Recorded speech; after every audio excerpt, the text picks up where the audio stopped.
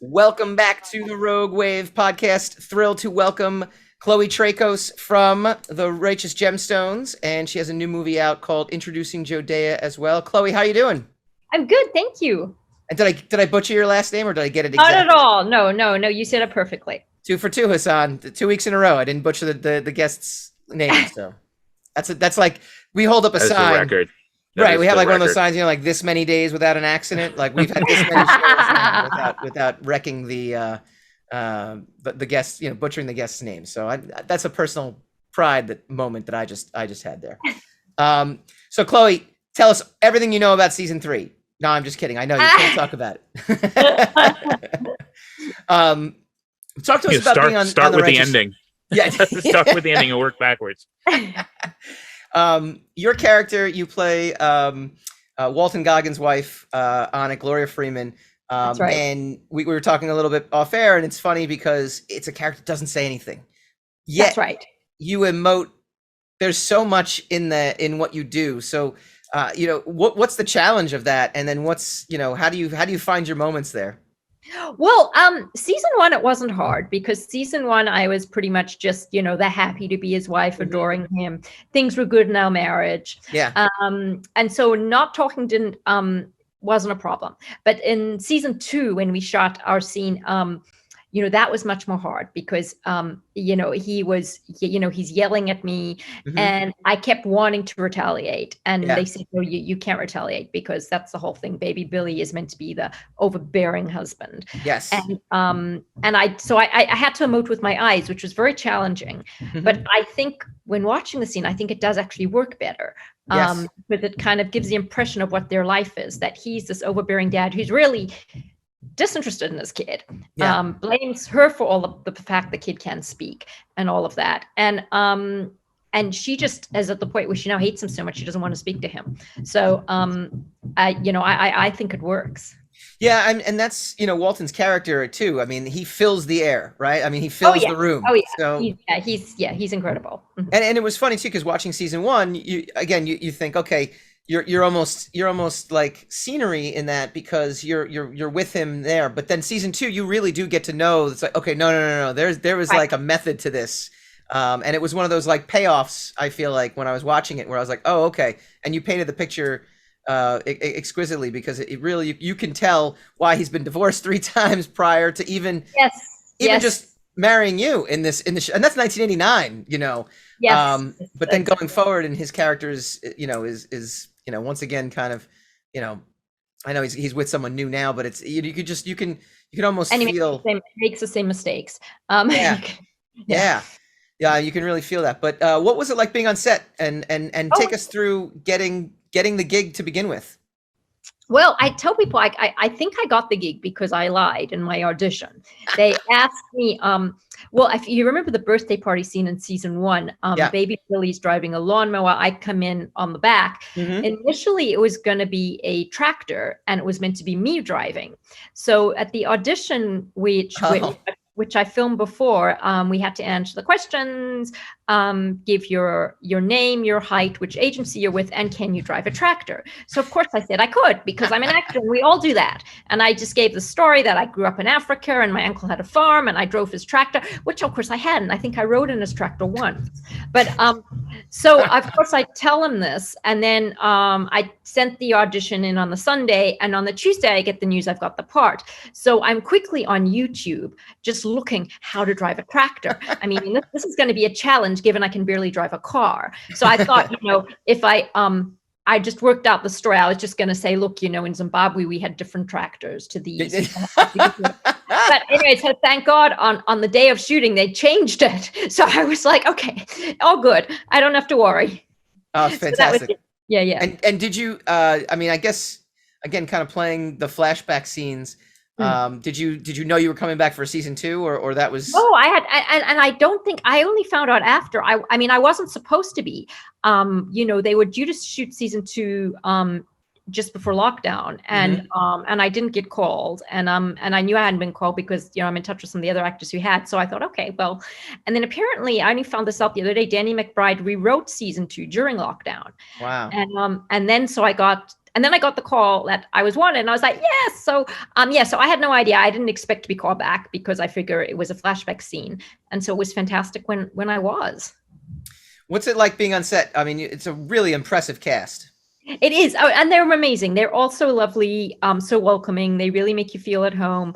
I mean, my first day on set, John Goodman came up to me and introduced himself, and, just really nice, courteous people, and just a lot of fun to be with. And, it was fantastic. And what I liked was like certain things that they do come up and ask me my ideas about things. And yeah, it was fantastic.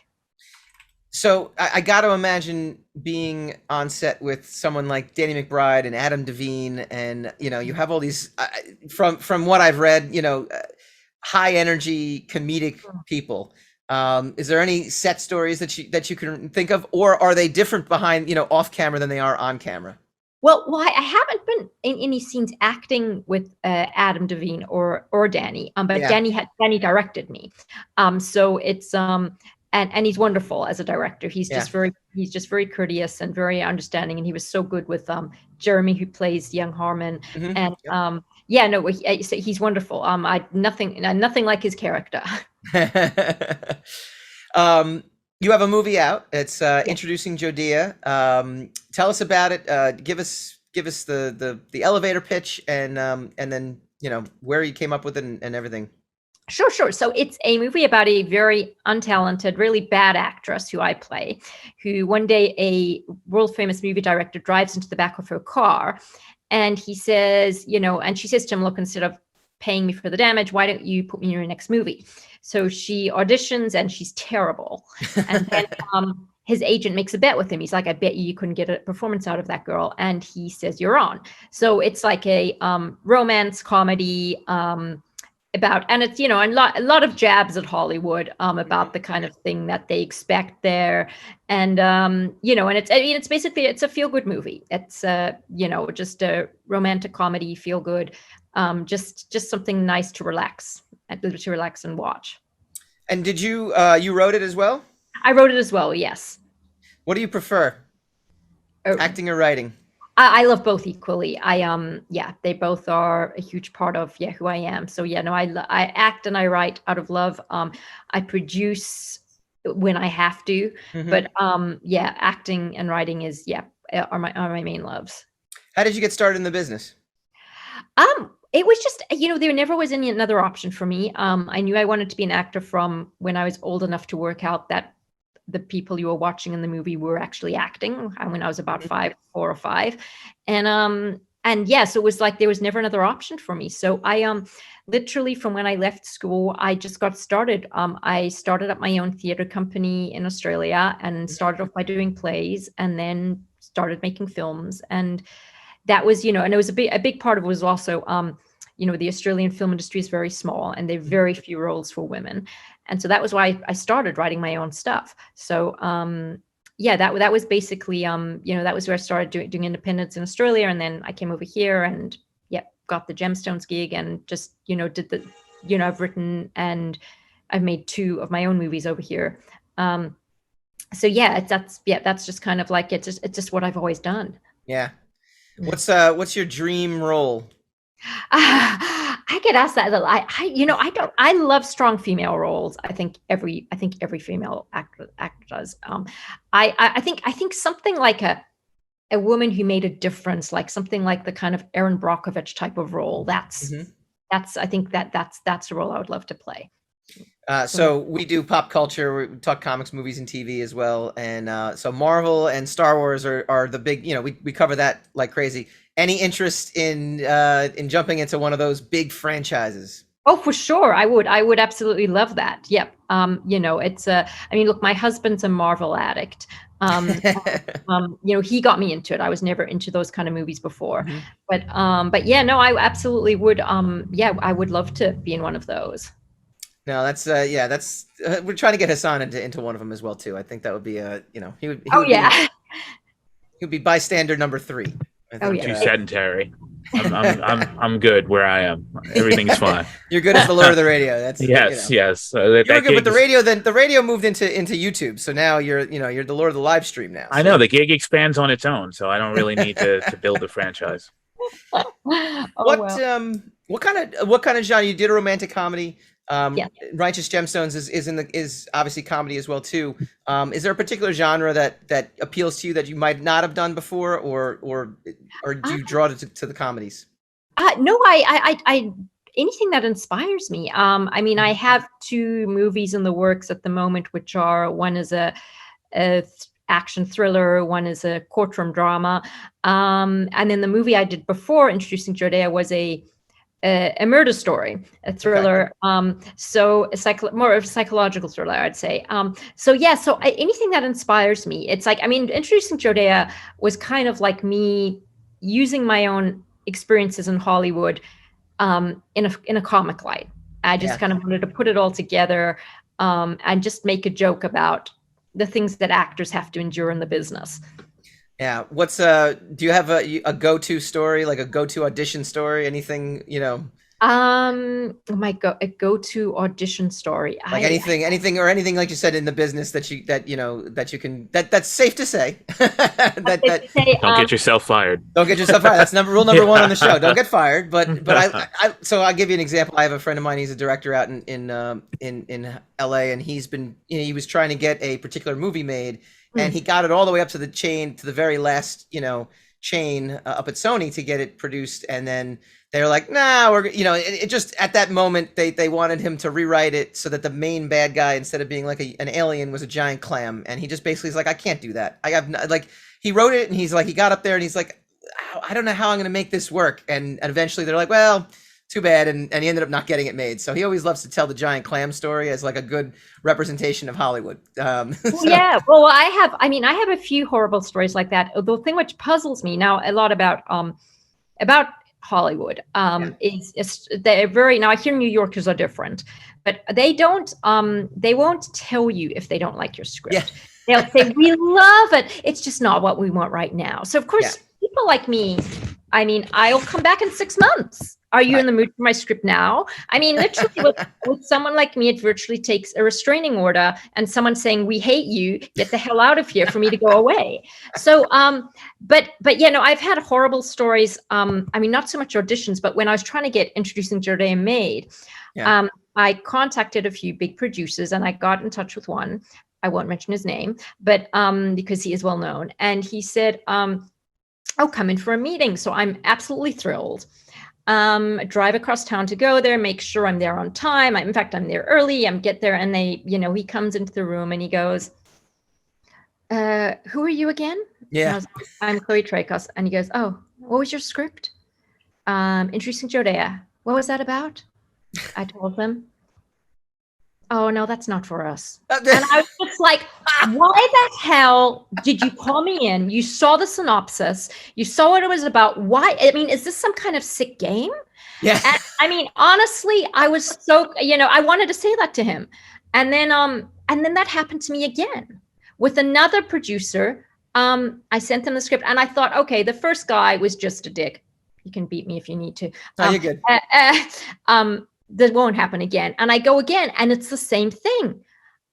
These people weren't as bad as him. They knew what to say. They said, oh yeah, it's not for us. What else have you got? And I'm like, why call me in? And then the third time it happened, I was going to bring in one of our investors because I actually called them up before. I said, before I come into this meeting, I want to make sure you're interested in my film because I'm bringing one of the investors with me. And they said, yes, same thing again. I mean, I don't get it. I don't know whether this is a sick game they play or whether it's a thing. I don't know. I mean, was I supposed to offer sexual favors or something? I don't know. That's what Hassan had to do. I mean, I mean, it just like, I can't, I'm not, but it was just, so I just learned you can't trust anyone in Hollywood. And, like when I have friends who just moved here from Australia and they're like, oh, and so-and-so so nice. And they love my script. And I'm like, just wait. It's so that's kind of, those are my sort of go-to horror stories of meetings, and it sounds like their next script, though. You know that, right? It does sound like something to put in another script. It just, I just don't get it. I mean, you're wasting my time. You're wasting your time. Just don't get it. Just don't do it. Say no, we're not interested. Australians never mess with you. They will tell you they're not interested. And I hear New Yorkers are the same, but you can answer that, not me. And I don't mind that. It's direct. But So anyway, those are my horror stories. Oh man, no, that definitely sounds. See, that's something I would watch. I love watching anything that satires Hollywood and kind of shows. Well, I will. Yeah. Well, when we finish talking, I'll send you details of my movie, and you can watch it because it is totally. It's all about that. It makes fun of all of that. I think one critic described it as a delightfully spiteful love letter to Hollywood. I love it. Supposedly, the sexiest word in Hollywood is no, because no one knows how to say it. Right. So they don't say no, or they don't reject you outright. They just kind of try to wear you out by not accepting your work. And with people like me, that doesn't work, because unless you actually say to me, look, we hate you, go the hell away. It doesn't You're not work. going to go away. But one of my friends who's an agent cracked me up. He's from the South, where again, they're a lot more honest. And he came to Hollywood, and he had an internship with a big agency, and he's sitting in this agent's office, and the agent is saying how much he hates this one particular script and blah. And while they were in there, the scriptwriter called in, and my friend just said, this guy went, oh, we love your script. It's fantastic. But you know what? We just can't do it right now. And he couldn't believe this. He was like, you've just been telling me how much you hated this guy's script. And suddenly it's like, the scriptwriter would have thought, oh man, this agent loves my script. So that's Hollywood for you. They only love it when they can actually write a check to it. That's right. Oh, yes. When it comes down to it. If there's money attached to it, yeah, for sure. But it's But as I said, that's just one of the mysteries of Hollywood. I don't know why they do that. Well, we absolutely love you, so you're good. Thank you so much. And we mean it. This has been fantastic. Yeah, no, because we really, forget about it. We would have just said, that's it. It's over. No, Chloe, tell everyone where they can watch Introducing Jodea. And sure. Give us where they can find you as well. Jodea, sure. Sorry. Interesting Jodea is on all the main platforms, Amazon, iTunes. If you want to watch it for free, it's on Tubi TV. It's on YouTube, the paid YouTube channel. So it's you can find it anywhere online. I am ChloeTraicos. I'm on Instagram. I'm on Facebook, ChloeTraicos. I'm also on Instagram, ChloeTraicos_official. Please watch the movie. It is a real feel-good movie. I don't know. It's a romantic comedy. I know some guys don't really like that, but it's I do know a lot of. My wife and I, we got to do movies, so we got movie night together, so that's good. Oh well, I will absolutely. Well, I think hopefully you'll like it. Oh, I think I will let you know if I don't. I loved it. It just wasn't for me today. I loved it. I just fell asleep after 10 minutes. Well, real quick before you go. Sometimes I'm a little too honest. I talked to one of my friends. So we're all comic book writers, and Hassan's a comic book artist, and one of my friends, comic book writer, and I was talking to him about his stuff. Oh man, I love your stuff, and I do. I actually legitimately, like, he puts out a number of different titles, and then he's like, yeah, what'd you think of that? I'm like, I kind of lost interest in that. He goes, that really hurts, and I'm like, oh yeah, sorry. So I didn't mean to be too honest. I was like, I lost interest by the third chapter. I was like, I didn't grab me. The thing is, with being in this business, with being an actor or a writer, you are sensitive. You can't help it. That's who you are. And it does hurt. But you do actually, if your friend's, smart, he will go away and think about it. Because I hate being criticized. We all do. But you go away and you think about it. And then you think, they're right. That is actually true. And then, you end up thanking them after. So it's, it's just part of it. You have to be able, you have to be sensitive, but you also have to be able to take criticism. Otherwise, you're never going to move forward if you don't grow. So, yeah. Well, thank you so much for joining us. Really appreciate it. Thank you. Really appreciate ChloeTraicos. Check out Righteous Gemstones when season 3 hits. The comedy's great. The show is great. And I'm hoping for more beefed up, quiet roles for you in the upcoming season. When we come back, more Rogue Wav Podcast.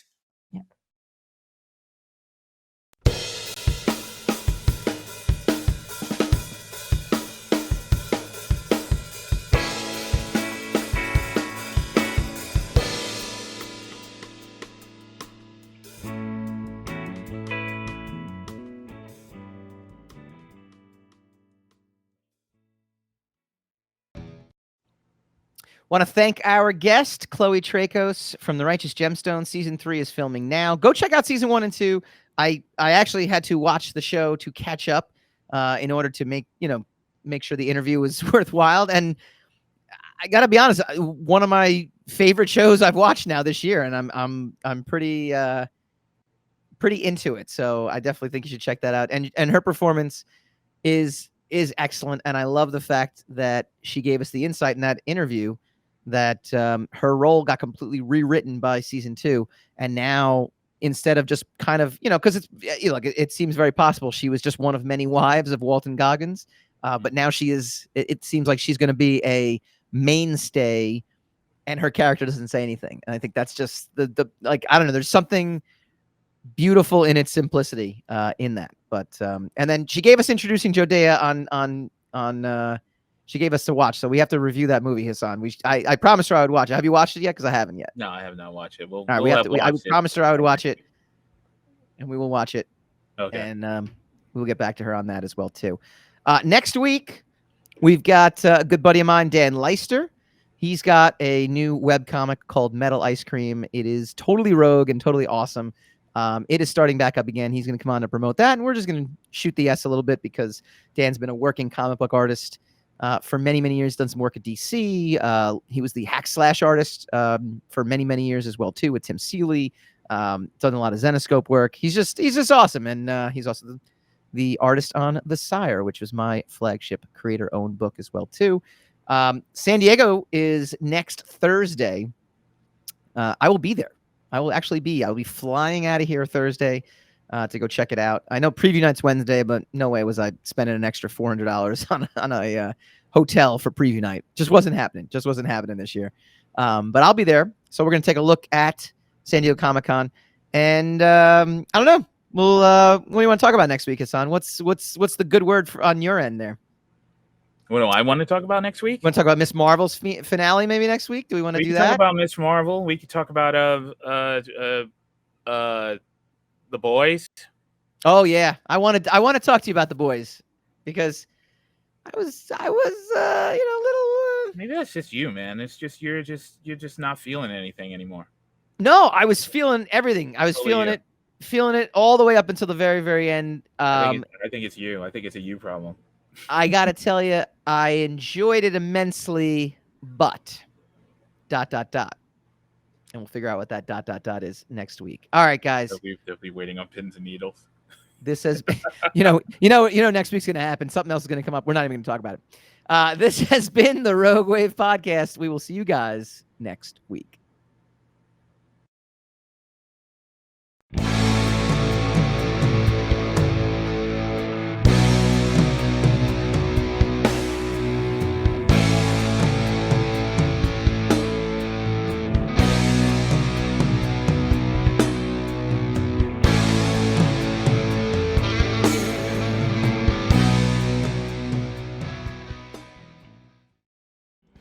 Hi guys, Mike Dolce here from the Rogue Wav Podcast. If you like this video, please feel free to like, share, subscribe, all that fun stuff. It really helps us out. Leave a comment, let us know what you'd like to see in future episodes, and tune in every Wednesday night, 8 p.m. Eastern for a brand new episode of the Rogue Wav Podcast.